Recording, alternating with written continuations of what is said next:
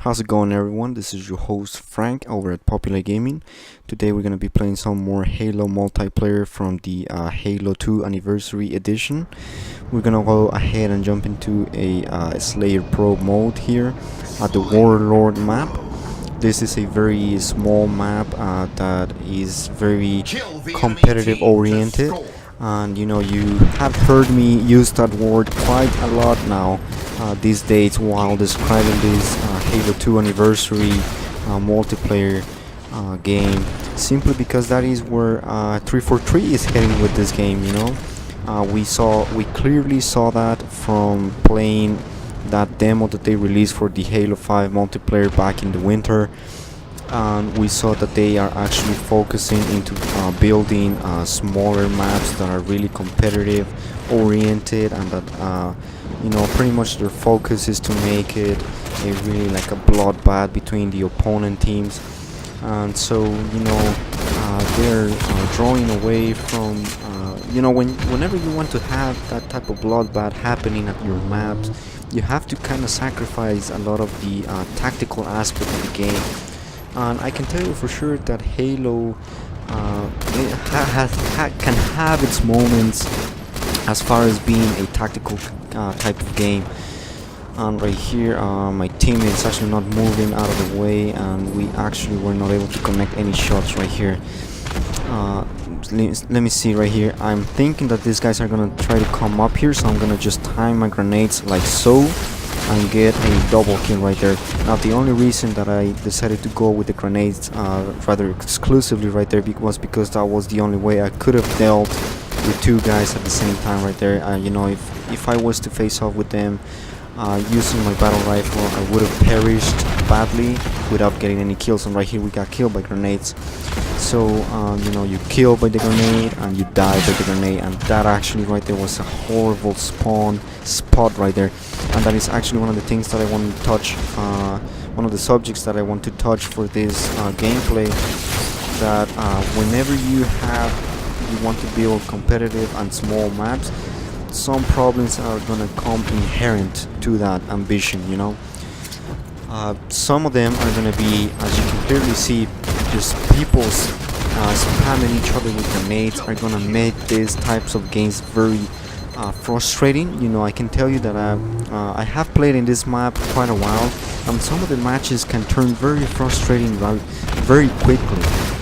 And I certainly would like to have your opinion on this, if you have played in this map or any of the other smaller maps in Halo, and to tell me what your experience was, what most of your experiences have been, if they have been frustrating at times, and I can certainly understand if they have, because one of the problems with being very competitive is if you are losing, then you're not having any fun at it.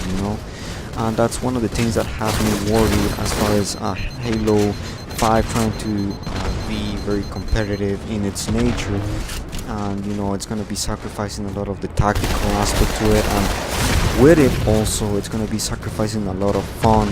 And that's one of the things that us Halo players always keep coming back to Halo, because it's fun to play. If we wanted to be die-hard competitive while playing Halo, we would rather be playing games such as Call of Duty or even Titanfall, or any of the new first-person shooters that really focus on being competitive. And there are already a lot of games that focus on that exclusively, so I don't see why Halo 5 should go that way. I mean, that is my personal opinion. I would for sure like to hear yours. But I do hope that if they can be competitive and keep that core of what makes a Halo game, I would be very open to it and playing it, and I would certainly enjoy it. If they can keep that signature feeling of Halo in their next game, then by all means wouldn't be a critic, and I will be a supporter of it. So right here we are actually nearing the end of the match, and I'm actually going to try to see if I can put two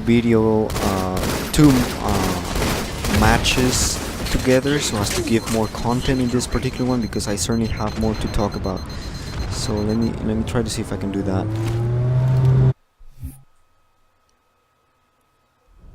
So right here, we're gonna actually be playing at Zenith, and hopefully I'm gonna be throwing you guys a twofer with this one, and I'm gonna match the gameplay from the previous one, from my previous match, and this one. And right here, this is gonna help me elaborate on my point of view.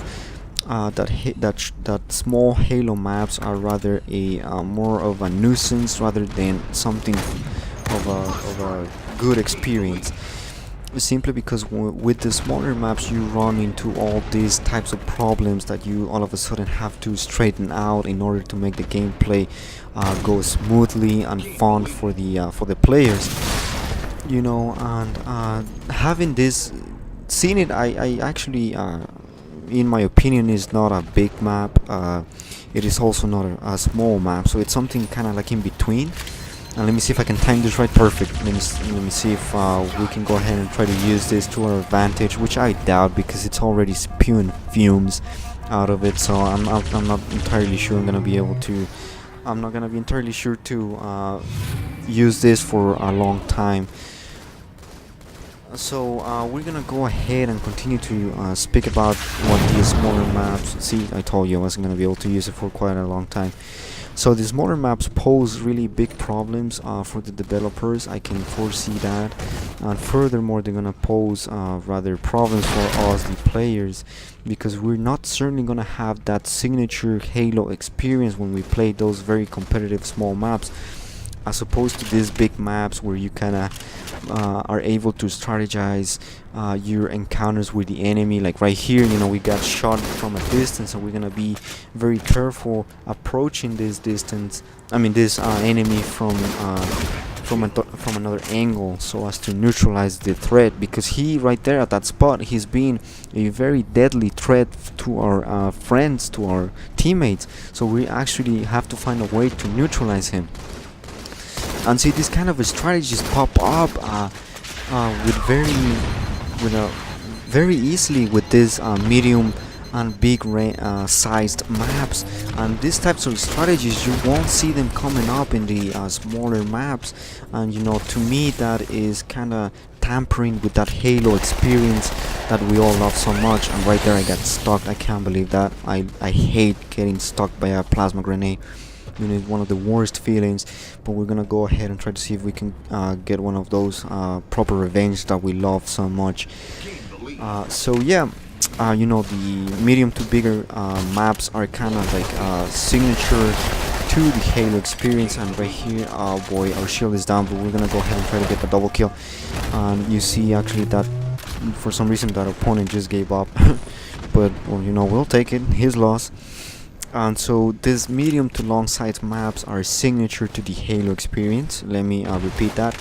And so the small maps are really 343, just trying to head towards the competitive aspect of today's games. You know, I'm guessing that they want to match the competitiveness that the Call of Duty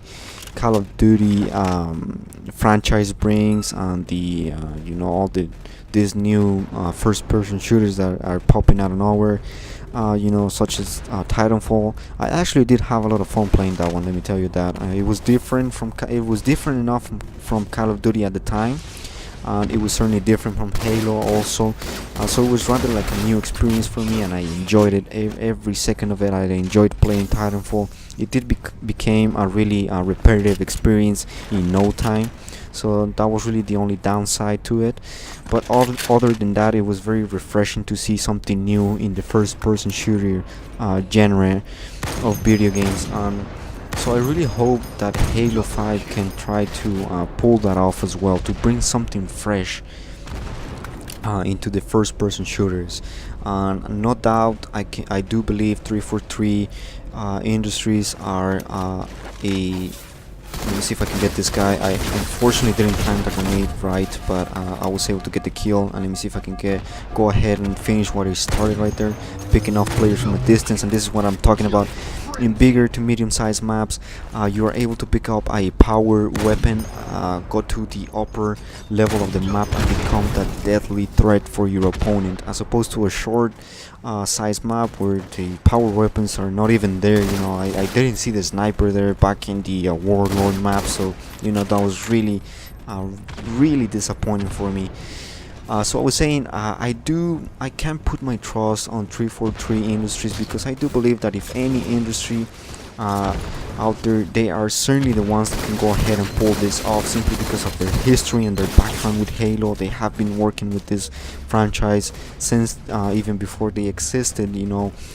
So I can, you know, rightfully put my trust in them, knowing that they will make all the right decisions to keep that Halo experience intact, all the while risking bringing something new to the table, you know, because we are certainly tough customers. Let me tell you that I'll be the first one to admit that I am a tough customer for them, because I am expecting a certain experience that I have come to experience by playing all the previous Halo games, and at the same time I want them to impress me. I want them to bring something new into the mix, and I can certainly see how that is a little bit of you know, counterintuitive to its nature, because I am expecting something, and all the while I also want something new. So you know, that's kind of like contradicting in its nature, like I said before. But you know, this is the way it works. You gotta satisfy the customer, and like I said, if there is any industry out there that can pull it off, it's gonna be 343 Industries. So I am really putting and placing my hopes there, and we are actually nearing the end of this gameplay right here, and we were able to pull the win just like in the last game. So this is Frank signing out, and I'll see you in the next one.